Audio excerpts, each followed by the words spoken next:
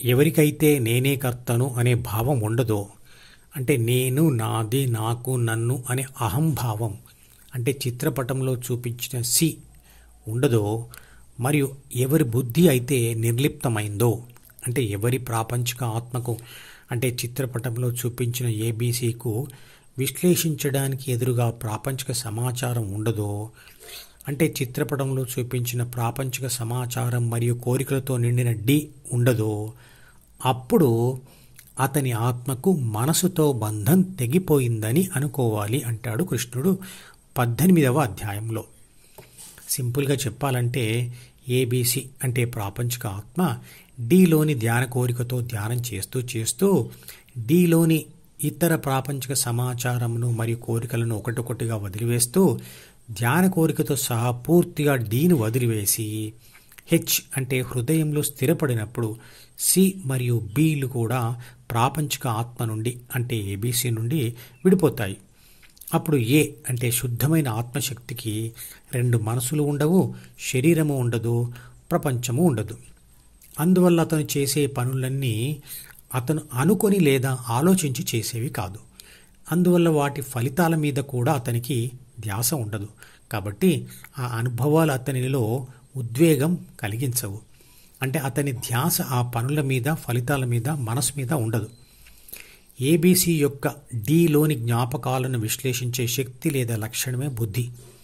అలా విశ్లేషించిన విషయాన్ని డిలో సూచనగా ప్రాపంచిక ఆత్మయే రాస్తుంది. ఎప్పుడైతే ధ్యాన ఫలితంగా ద్వితీయ మనసు నుండి అంటే C+D నుంచి ఏబీ విడిపోయి తర్వాత ఏబీ నుండి బి కూడా విడిపోతుందో, అప్పుడు ఏ అంటే ఆత్మశక్తి లేదా నేను కర్తగా పనులు చేస్తుంది అనే భావం మరియు విశ్లేషణ కూడా పోతుంది. అంటే అతను ఏ భావం లేకుండా నిర్లిప్తంగా ఉంటాడు. ఫలితం ఆశించడం లేకపోతే మనిషి ఏ పని చేయాలని అనుకోడు. ధ్యానం గురించి తెలిసిన వారికి ధ్యాన కోరిక కలగడానికి విషాదం ఒక్కటే కారణం కాదు. ప్రాపంచిక గెలుపులు, సుఖాలు కావాలని లేదా ప్రత్యక్ష జ్ఞానం పొందాలనే కోరికతో కూడా కొంతమంది మనుషులు ధ్యానం చేయాలనుకుంటారు. ధ్యానం చేయాలనే ప్రేరణ ఈ 3 కోరికల వల్ల కలిగినా ధ్యానం చేయడానికి కావలసిన ధ్యాన పద్ధతి ధ్యాన గురువుల నుంచి లేదా పుస్తకాల నుంచి లభిస్తుంది. 1. ఏబీసీ వైరాగ్యంతో డిఈఎఫ్ దారి వదిలి. 2.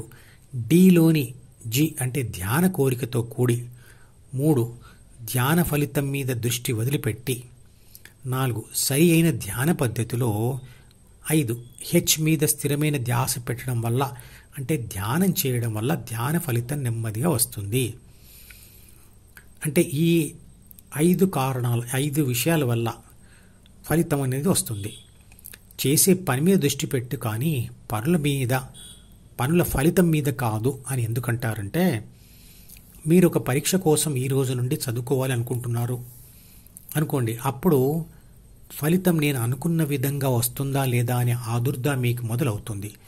అలా ఫలితం మీద ధ్యాస ఉన్నంతకాలం మీ ధ్యాస చదువు మీద తీవ్రంగా ఉండదు. అందువల్ల విషయాలు సరిగ్గా గ్రహించలేరు, మనసులో దాచుకోను లేరు. అంతేకాకుండా పరీక్ష సమయానికి ఆదుర్ద మరింత ఎక్కువై సరియైన జవాబులు చెప్పలేకపోతారు లేదా రాయలేకపోతారు. అందువల్ల ఈ ఫలితం కావాలి అని ఒక్కసారి అనుకొని ఆ తరువాత సమయమంతా గెలుపుకు కావలసిన సమాచార సేకరణ మరియు విశ్లేషణ చేస్తూ సరి అయిన నిర్ణయాలు తీసుకుంటూ వాటిని ఆచరణలో పెట్టాలి. అప్పుడే సమర్థత పెరుగుతుంది. అప్పుడే అనుకున్న ఫలితం కూడా వస్తుంది. అలా తీక్షణమైన ధ్యాస రావడానికి ధ్యాన సాధన చక్కగా ఉపయోగపడుతుంది. బిలో ఉన్న 6 గుణాలలోని తేడా వలన అంటే సాత్విక, తామస, రాజస గుణాల తేడా వలన అవి ఉన్న వ్యక్తి యొక్క బాహ్య ప్రపంచంతో ప్రవర్తించే విధానం మరియు విషయాలను విశ్లేషించి గ్రహించే జ్ఞానం, చేసే ధ్యానములలో కూడా తేడా ఉంటుంది. అందరిలో ఒకే ఆత్మ ఉంది అనే అనుభవ జ్ఞానం కలగడమే సాత్విక జ్ఞానం. మంచి ఆత్మ, చెడు ఆత్మ అనే ద్వంద్వ భావాలు ఉండడం రాజసి జ్ఞానం. మరియు శరీరమే ఆత్మ అనుకోవడం తామసి జ్ఞానం అంటాడు కృష్ణుడు. భగవద్గీతలో చెప్పిన పద్ధతిలో ఇతర కోరికలన్నీ విడిచి ఫలితం కూడా ఆశించకుండా చేసే ధ్యాన విధానమే సాత్విక ధ్యానం. కానీ ధ్యాన పద్ధతి అదే అయినప్పటికీ తనకు లాభం చేకూరాలని కోరుతూ చేసేది రాజసీ ధ్యానం. ఇతరులకు నష్టం చేయాలని కోరుతూ తప్పుడు పద్ధతిలో చేసే ధ్యానమే తామసీ ధ్యానం. 16వ అధ్యాయం 1, 2, 3 శ్లోకాలలో వర్ణించిన స్థితప్రజ్ఞ కలగక ముందు ఉండే సాధకుడి లక్షణాలే సాత్విక కర్త యొక్క లక్షణాలు. అవి ఇంతకుముందు చేసిన వీడియోలో వివరించబడ్డాయి. అలాగే 6 గుణాలలో తేడా వలన బుద్ధి లేదా విశ్లేషణ శక్తి, ఏర్పరచుకున్న స్థిర భావాలు మరియు కోరుకునే సుఖాలు కూడా వేర్వేరుగా ఉంటాయి. చివరిగా చెప్పదలుచుకున్నది ఏమిటంటే 6 గుణాలలో తేడా వలన మనిషి యొక్క సమాచార సేకరణలో, ఏర్పరచుకునే కోరికలలో మరియు ఆచరించే అన్ని పనులలో తేడా ఉంటుంది. 1వ నెంబర్ వీడియో నుండి మొదలుపెట్టి వరుసగా చివరి వీడియో వరకు చూస్తేనే ధ్యాన శాస్త్రం సంపూర్ణంగా అర్థమవుతుంది.